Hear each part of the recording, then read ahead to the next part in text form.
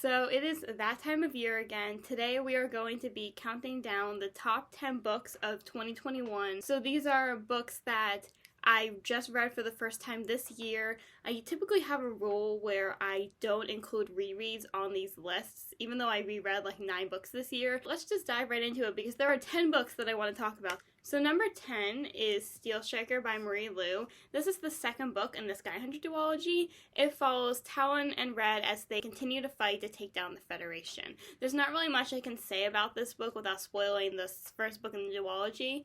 Honestly, I wasn't really sure at first if this book was going to make it on this list because despite the fact that I really liked the first book, I did feel like this one kind of fell a little bit flat. However, I do still really love the world that was created in this book, and I love Marie Lu's writing style. It's so cinematic. You feel like you're just reading a movie. It's so great. I also really like how the concept of this book and the whole duology has this like small undertone of what our world might eventually be like. Because this book takes place 5,000 years after humans kind of go extinct, and there's like new humans that arise, but they're like the survivors of the old human world, so we're called the early ones in this book. It really makes you reflect on everything that is kind of not great about the human species right now. And it really dives into many of those flaws that we as humans just inherently have. I actually really like how it targets that.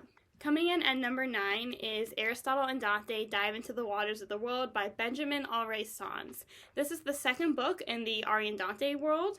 It follows Ari and Dante as they struggle to make their relationship work while growing up and living in the 1980s at the height of the AIDS epidemic. It also follows their adventures just in general. There's a lot of inner conflict in this book and really just dives into the struggles of being teenagers. So when I first picked this book up, I was very excited about it, but I have to say that up until the halfway mark, it was not that great. It was a little bit slow. I love Ari and Dante though, so like I kept going because I knew that their story would get better. Both of these characters are continuing to work on themselves as well as their relationship, and of course there's plenty of inner conflict. Again, I love inner conflict in books, so that was like a big win for me. And also, just a really quick side note, you can definitely tell that this book was written during quarantine. There is a lot of scenes where Ari is journaling, and it's just a very quarantine-esque kind of feel book, especially since they're dealing with the AIDS epidemic, which is, you know, not the same as COVID, but there's still a lot of panic in the 80s, kind of like how there is now.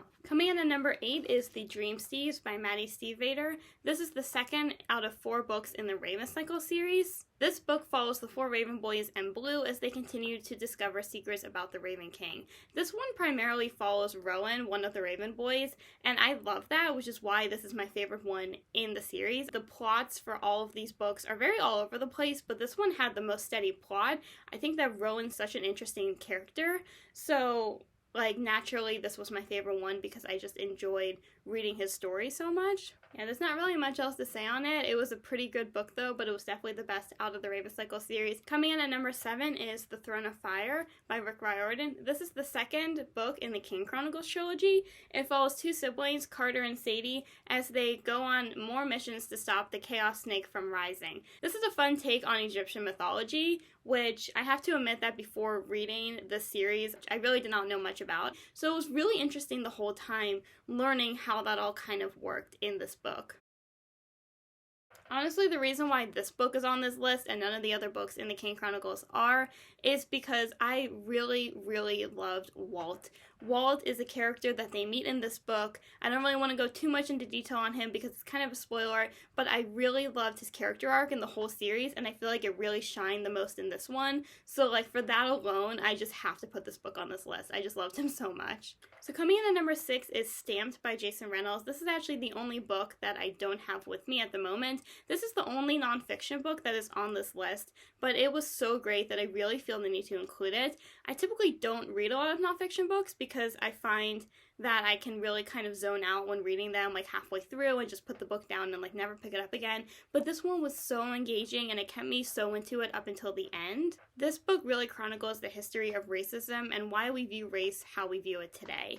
It was a really educational read. The way that it was written made it so easy to read. It was written as for like a middle schooler, but anyone can read this book, and I highly recommend that everyone reads it because it is so great, it's so easy to read, and it really makes you understand everything that Jason Reynolds is talking about. I love the way that he used font in this book by like really highlighting some of the big important topics that he was going to be discussing. It really helped you reiterate those topics in your mind throughout the read. This is a really great book, and I highly recommend it for all ages, anyone that is interested in learning more about racism in this world. So coming in at number 5 is Aristotle and Dante Discover the Secrets of the Universe by Benjamin Alvarez Sans. This is the first book out of the 2 books set in the Ari and Dante world. It follows Ari and Dante as they work to discover all the secrets of the universe, and it really portrays the struggles that come with growing up and being a teenager. This is a great contemporary story, and it also has a really great slow burn romance, and I really loved how Ari was kind of coming into himself during this whole book, because in the end, although it follows both Ari and Dante, this book as well as the second book is really Ari's story. Ari and Dante are both so lovable, however they also both have flaws, and that's what makes this story all the more realistic. Also, I really loved the writing style in this book. It is so poetic, and it is so easy to read. It is like you're just flipping through it. This book probably would have been higher up on this list though if it wasn't for the abrupt ending. It was a good ending, don't get me wrong, but it was very abrupt, and if you read this book, you know, which is why I'm really happy that they had a second book, because I feel like that kind of smoothed things a little bit. So coming in at number 4 is Rule of Wolves by Lee Bardugo. This is the second book in the King of Scars duology, and the 7th total book in the Grishaverse. There's really not much I can say about this book without spoiling the rest of the books in this series. However, I will say that it follows Nikolai, Zoya, and Nina as they prepare Ravka to go to war. They're also dealing with their very own literal demons throughout the entirety of this book. So this was one of my most highly anticipated reads of 2021, and I'm honestly surprised that it was not higher up on this list. I really loved the development that all these characters had in this book. I thought it was really great, and something else that really stood out to me was the pacing. The pacing in Rule of Wolves is infinitely better than the pacing in King of Scars, which is the first book. King of Scars had decent pacing, but there were times where it just got completely out of whack, whereas with this one, it would be very steady, and then it would like go fast again because there was like a battle going on, because they were actively in a war throughout the entirety of this book, so it made the like start and stop pacing very effective to the overall storytelling. There were so many twists and turns in this book. There were moments that made me cry, there were moments that made me feel numb, there were moments that made me scream with joy. I really have so many emotions with this book, and I can't believe that it's over, but I do think it was a very satisfying end to the King of Scars duology. So coming in at number 3 is The Song of Achilles. This is a retelling of the Greek hero Achilles, told from the point of view of Patroclus, his best friend and eventual lover. This book was really good, and I can honestly understand why it's so highly praised. I actually read this book when I was in the middle of my Greek mythology class, so it really helped me understand more of the Trojan War and more of the Iliad. The romance between Achilles and Patroclus in this book was so beautiful. It was so well written, and I feel like I kind of can spoil the ending, because if you've read the Iliad or if you're in any way familiar with the story of Achilles, you know how it ends. So just a really quick spoiler warning in case you don't want to be spoiled or don't know. The ending after Patroclus died was written so beautifully. It really felt like he was still there, and I know that that was kind of the point. That in and of itself is the reason why this book is just so high up on this list. And I feel like despite the fact that I knew the ending of this book going into it, it really did not stop me from enjoying the book as a whole, and it really does not stop you from getting so immersed in these characters. And in a way, you hold on to hope that Patroclus will actually survive, when in reality he won't. So it was such a great book. It's so beautiful, and I highly recommend this if you have not read this book already. It's really great. So coming in at number 2 is The Curious Incident of the Dog in the Nighttime by Mark Haddon. This book follows an autistic boy named Christopher as he is on a mission to discover who killed his neighbor's dog, although along the way discovers many other secrets as well.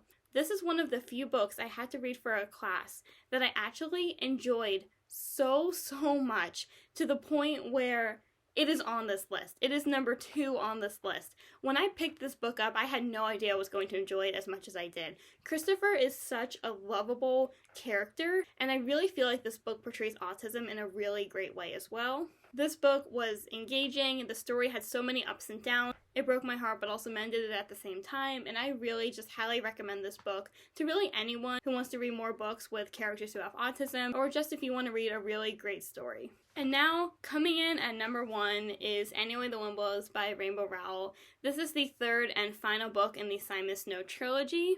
This book follows Simon, Baz, Penny, and Agatha as they head back to America to rediscover themselves in the world that awaits them now. There really is not much I can say on this book without spoiling the other 2 books. However, I did really enjoy this one. This is another book that I anticipated so much before 2021. I was excited for this book the minute that I finished Wayward Son, and I read it like within the week that it came out. And still 5 months later, I think about this book nonstop. Like, I love these characters so much, and I would honestly read like 500 more pages with these characters because I just love them all so much. The plot was a little bit all over the place, it was a little bit slow, but this book is really focused on the internal growth and the internal stuff. All of the character development was so good. And if you love that in a book, I highly recommend this series for you. This book made me cry and then made me laugh 10 pages later, and that is something that no book has really done before.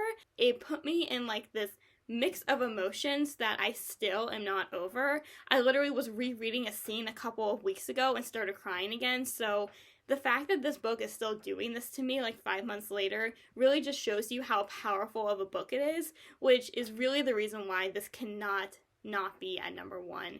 So those are my top 10 books of 2021. Please let me know what your top 10 books are this year. I feel like I've had a pretty great reading year. There's a lot of books on this list that I feel like are going to ultimately become all-time favorites. I hope that you all have a great day and a great rest of your 2021, and I will see you later. Bye!